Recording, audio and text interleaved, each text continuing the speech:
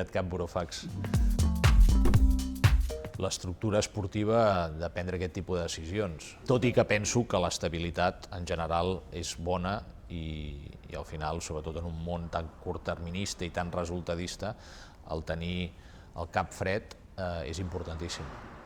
L'1 d'octubre hauries decidit jugar el partit? No.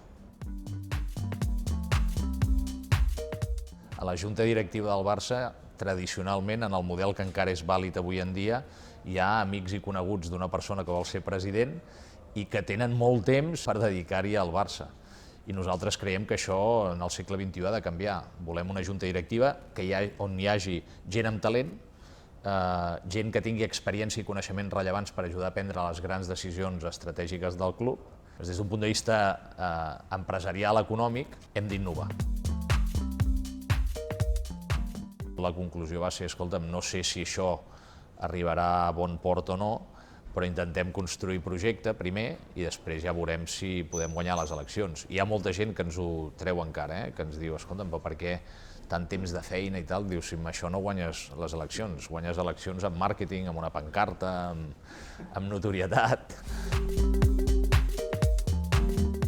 Vam fer una roda de premsa el 2015, setmanes abans de guanyar el darrer triplet, on vam explicar aquest diagnòstic, dir que hi ha riscos, que ens convertim en el nou Milan, i quan dic el nou Milan em refereixo a que siguem un equip històric, amb molta tradició, però que no competeixi al primer nivell, o que inclús posi el seu model en propietat. Els primers anys va ser validar que aquest diagnòstic tenia sentit i començar a fer front a aquest repte. El perfil ideal, quan nosaltres vam fer la llista, reunia tant temes de capacitat i coneixement del món de la tecnologia, comptes de resultats importants, és a dir, pressupostos ja molt elevats, experiència en monetitzar i crear productes i serveis per milions i milions de persones, però també hi posava que pogués ser algú de confiança, i ja per nota que fos, lògicament, també català, que conegués bé el Barça i que fos culer.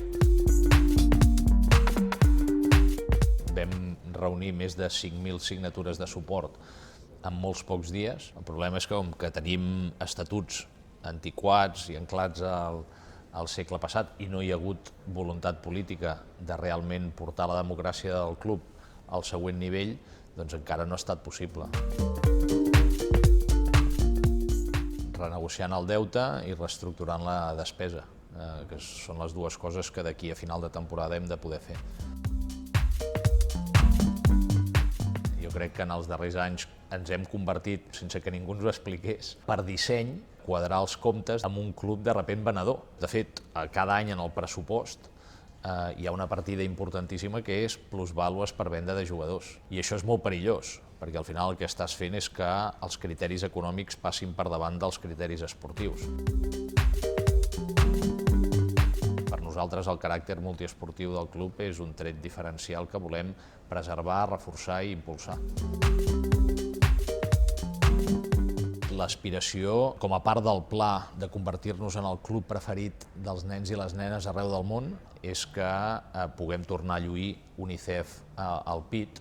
Lògicament, per fer que això sigui viable i no sigui fum, ho hem de fer de la mà de patrocinadors que indirectament estarien disposats a ajudar.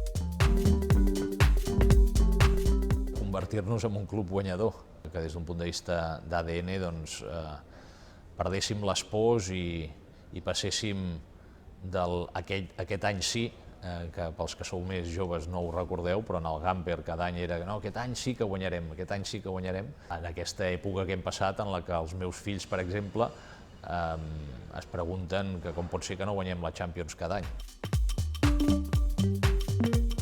El Gamper, perquè va ser el fundador i perquè va ser, junt amb els altres fundadors, van fer possible no tant que el club existís, sinó que tinguessin la visió per posar-li els principis fundacionals i les arrels fundacionals, entre les que hi ha, per exemple, el catalanisme i que representem una bona part del poble català. I després el primer president Wild, perquè al final va començar aquesta història tan bonica que d'aquí a pocs anys arribarà als 125 anys d'història.